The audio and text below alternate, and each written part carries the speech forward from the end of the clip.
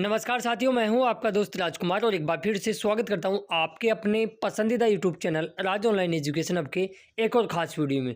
ख़ास इसलिए भी है क्योंकि इस वीडियो में आपको कुछ ऐसी जो कल आदेश जारी हुए हैं उसकी कॉपी बताना चाहूँगा, जिससे कहीं ना कहीं वो कहते हैं ना, कंगाले में आटा गिला। एक तो पहले से परेशान थे, ऊपर से ज़्यादा परेशान होने वाले हैं अपन, क्योंकि बेरोजगारी भत्ता दुखद खबर आई है। कोष कार्यालय, जिसको ट्रेजरी ऑफिस बोलते हैं, उसने पेंडिंग बिलों को निरस्त यानी कैंसिल करने के आदेश जारी कर दिए गए हैं। इसमें कितने महीने को बिलों को निरस्त किया गया है और क्यों किया गया है, अब आगे क्या रहेगा और ये कौन कौन से बिल निरस्त हुए हैं और इसके पीछे रीज़न क्या है, और आचार संहिता में भत्ते के काम अटक गए हैं, कौन कौन से अटक गए हैं। आज के न्यूज़पेपर में भी एक अपडेट आई है और अलवर और जयपुर से दोनों ही प्रकार के न्यूज़पेपरों में अपडेट आई है, वो भी आपको इस वीडियो में बताऊंगा। इसके अलावा कुछ 2-3 चीज़ महत्वपूर्ण और है जो वीडियो में आपको आगे देखने को मिलेगी, तो वीडियो को पूरा देखें। और चैनल पे जो साथी चैनल पे नए हैं या अभी तक सब्सक्राइब नहीं किया, जरूर कर लें। नोटिफिकेशन बेल को दबा के ऑल पे क्लिक कर लें, क्योंकि हम राजस्थान बेरोजगारी भत्ते से रिगार्डिंग ऐसी यूजफुल इन्फॉर्मेशन समय समय पर प्रूफ के साथ आप तक साझा करते रहते हैं, ताकि आपका बेरोजगारी भत्ता निरंतर रूप से जारी रहे और किसी भी प्रकार की रुकावट उसमें उत्पन्न ना हो पाए। तो चलिए शुरुआत करते हैं। पहले तो शुरुआत करते हैं अपन यहाँ से। ये आज के न्यूज़पेपर में अपडेट आई है और जिसमें कहा गया है कि आचार संहिता के कारण अटक गया बेरोजगारी भत्ता। राजस्थान में लोकसभा चुनाव की आचार संहिता के चलते काम अटक गया है, भत्ता भी अटक गया है। इसमें बताया गया है कि 1072 लोगों का जनवरी माह में ही जयपुर मुख्यालय द्वारा स्वीकृति दी गई थी, लेकिन बजट नहीं मिलने के कारण खातों में पैसे नहीं पहुंच पाए। ये तो खैर उनकी बात है जो जिनके जनवरी में अप्रूव हुए थे, लेकिन कहीं ना कहीं इसमें बताया गया लोकसभा चुनाव में आचार संहिता होने के कारण बेरोजगारी भत्ते के आवेदन पत्र वेरीफाई करना, विभाग आवंटित करना, विभाग बदलने की प्रक्रिया एवं नई जोइनिंग आदेश जारी करने जैसे काम रुक गए। लेकिन मैं आपको यहाँ बता देता हूँ, फॉर्म चेक हो रहे हैं, फॉर्म वेरीफाई भी हो रहे हैं, जिनके कमी पूर्ति है उनको सेटबैक भी डाले जा रहे हैं। हाँ, लेकिन ये है कि आप नए फॉर्म भर नहीं सकते, अप्रूव्ड नहीं हो रहे। इसके अलावा विभाग बदलना नहीं सकते, इंटर्नशिप चेंज नहीं करा सकते, और जिनका 14 मार्च को फॉर्म अप्रूव हुआ था उनको जोइनिंग नहीं मिली है, तो वो घबराए नहीं। उनका बेरोजगारी भत्ता जब तक आचार संहिता नहीं हटेगी जब तक आपको ऐसे ही मिल जाएगा, ठीक है। और इसमें कहा गया कि मुख्यमंत्री युवा संबल योजना के तहत बेरोजगारी भत्ते पे भी आचार संहिता का प्रभाव पड़ा है। बजट नहीं आने से 10,000 से ज़्यादा युवाओं का बेरोजगारी भत्ता इसमें अटका हुआ बताया गया है। ये जयपुर की बात है। इसके अलावा हम कल की बात करें साथियों, कल आप यहाँ देख सकते हो, राजस्थान पत्रिका में ये वाली अपने फेसबुक पेज पे भी डाली थी, वही सेम न्यूज़ है। और इसके अलावा उन्होंने ये वाली भी उसमें डाली थी, तो आप न्यूज़पेपर में भी आ चुकी है वो।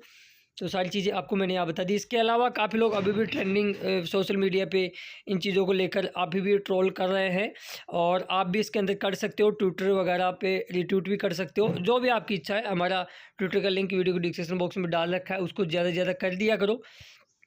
और इसके अलावा मैं आपको यहाँ बताऊंगा, जैसे वीडियो कंप्लीट होता है तो अपनी अटेंडेंस ज़रूर चेक करें, क्योंकि इन दिनों में जनवरी, फरवरी और मार्च की अटेंडेंस लगातार चेक होती हुई नज़र आ रही है। तो यदि आपके सेटबैक वगैरह आ गया हो तो उसको क्लियर कराइए। अभी देखिए 1-2 तारीख को जो भी मार्च की अटेंडेंस अपलोड करता है उसके फटाफट से अटेंडेंस वेरीफाई हो जाती है, कुछ ही सेकंडों में हो जाती है। हमने ये देखा है, जैसे इस भाई ने अपलोड की, उसके कुछ ही सेकंड बाद में इनका मार्च की अटेंडेंस वेरीफाई हो गई। तो मेरा तो आपसे ये भी नंबर आ गया है, जब भी अटेंडेंस अपलोड करें 1-2 तारीख को ही करो, ज़्यादा चांस रहता है कि आप जल्दी करवा लें, ताकि पूरे महीने फिर आपको सेटबैक की नो टेंशन रहेगी, सेटबैक आएगा कि नहीं आएगा। अब चलते हैं मेन इंपॉर्टेंट चीज़ पे, ठीक है, जो आदेश जारी हुए हैं उस पर चलते हैं अपन। ये कल की डेट के अंदर 2/4/2024 की डेट के अंदर राजस्थान सरकार निर्देशालय कोष एवं लेखा राजस्थान जयपुर द्वारा ये आदेश जारी हुए हैं, जिसके आदेश क्रमांक संख्या आप देख सकते हो। और ये कोषा अधिकारी जो समस्त हैं ज़िले के अंदर या अलग अलग ज़िलों के अंदर है, उन सभी को ये भेजा गया है। और विषय में कहा गया है कि वित्तीय वर्ष 2023-24 में जितने भी पेंडिंग बिल है, अब इसमें किसी पर्टिकुलर एक बेरोजगारी भत्ते का नहीं है, जितने भी पेंडिंग बिल है उनको सबको बताया गया है कि निरस्त कर संबंधित आहरण यानी जो जारी करता है वितरण अधिकारी को रिवर्ट करने के संबंध में यानी वापस लौटाने के संबंध में कहा गया है। इसके अंदर आगे कहा गया कि महोदय, उपयुक्त विषय अंतर्गत लेख है कि वित्तीय वर्ष 2023-24 समाप्त हो चुका है, क्योंकि 1 अप्रैल से नया वित्तीय वर्ष चालू हो जाता है, वित्तीय वर्ष 2023-24 के संबंध में संबंधित समस्त बिल, इसके अंदर एक लाइन जोड़ी गई है, समस्त बिल। समस्त में आपका बेरोजगारी भत्ते की जो जिस किसी का सितंबर का बिल पास हो रखा है, किसी का अक्टूबर का, किसी का नवंबर का और किन किन का दिसंबर का भी हो गया है, वो समस्त बिल आ गए इसमें। एक लाइन जोड़ी गई है समस्त, उसका बहुत फ़र्क पड़ता है। बताया गया कि कोषालय द्वारा पारित किए जा चुके हैं, समस्त बिल जो कोषालय द्वारा पारित किए जा चुके हैं यानी पास हो गए हैं, लेकिन इनका भुगतान नहीं हुआ है। लेकिन जिनका भुगतान नहीं हुआ है, कोष कार्यालय में वित्त वर्ष 2023-24, यहाँ वित्त वर्ष की बात की गई है। वित्त वर्ष 1 मार्च से 31 मार्च तक होता है, तो उसके बारे में यहाँ बताई गई है।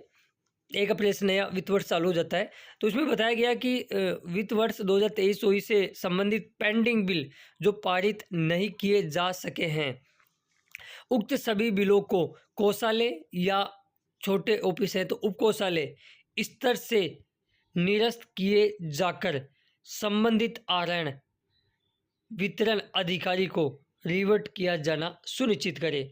और ये आदेश दिया है भूपेश माथुर साहब, जो निर्देशक हैं, डायरेक्टर हैं, संयुक्त शासन सचिव, और इन्होंने ये सभी को इनको कॉपी भेजी है। तो कुल मिला के इसके अंदर समस्त बिल है। देखो अब इसके अंदर काफ़ी लोग परेशान हो गए होंगे कि अब क्या होगा, एक तो पहले ही पेमेंट नहीं आ रहा था और ये आदेश और आ गया। तो देखो मैं आपको यहाँ बता देता हूँ, इसका मतलब ये नहीं है कि आपके पूरे बिल कैंसिल हो गए। जन सूचना पोर्टल पे शो करेंगे आपके बिल, वो केवल रिवर्ट हुए हैं और एक बार फिर से बिल तो आपके एंटर हैं।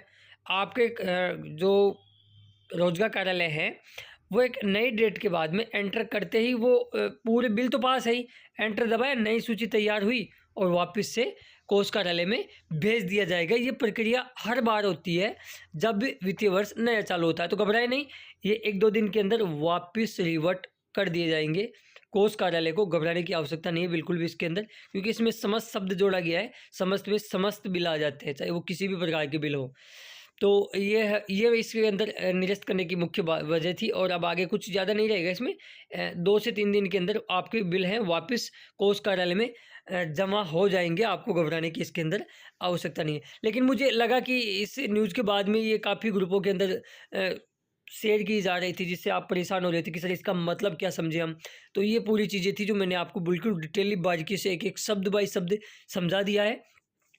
इसके अलावा जो भी आपके कोई डाउट रहता है, देखो यार पेमेंट का तो ऐसा है, देखो अब आपको पता है अब रिवर्ट हुए हैं, वापस जमा होंगे, तो थोड़ा-सा समय और लग सकता है इसके अंदर, लेकिन कर भी क्या सकते हैं। देखो अगर मेरे ही हाथ में कोई चीज़ होती तो मैं इतना आपको वेट ही नहीं करवाता।